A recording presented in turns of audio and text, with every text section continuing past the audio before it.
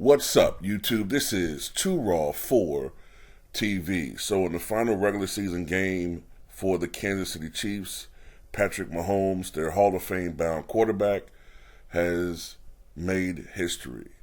In the Chiefs' 31-13 victory over the Las Vegas Raiders, Mahomes breaks the NFL record that had been established back in 2011 by Drew Brees of the New Orleans Saints for most total yards in a season by a quarterback. Of course, that includes passing, rushing, and receiving. The record was 5,562. Mahomes breaks that mark today. I think he broke it during the second quarter, and he finished with 231 total offensive yards. Mahomes now has 5,614 total offensive yards in the season. That breaks the record, which was 5,562.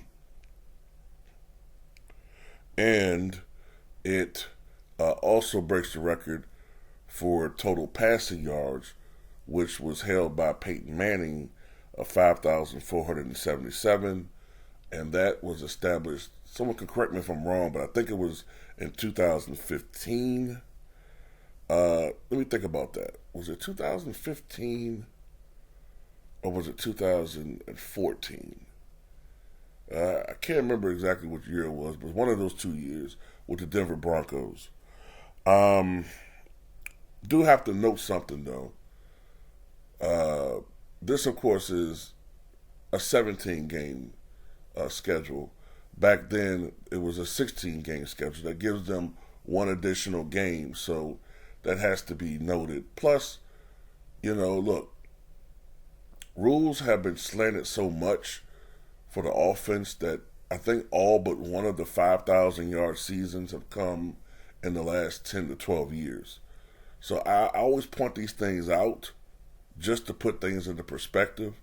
It would have been impossible for a quarterback to throw for 5,000 yards back in the 70s. What Dan Marino did was remarkable, and it's the reason why, if I'm not mistaken, a quarterback didn't throw for 5,000 yards until Drew Brees did it in 2011, and I think someone else did it in 2011 too. Just can't remember off the top of my head who it was. But that's why for 27 years, Dan Marino was the only quarterback to throw for 5,000 yards.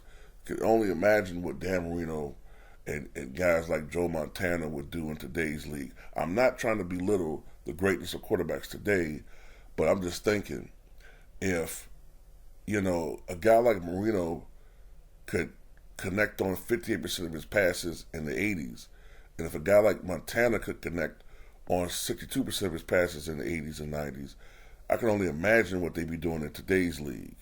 I can only imagine. 75%, 72%.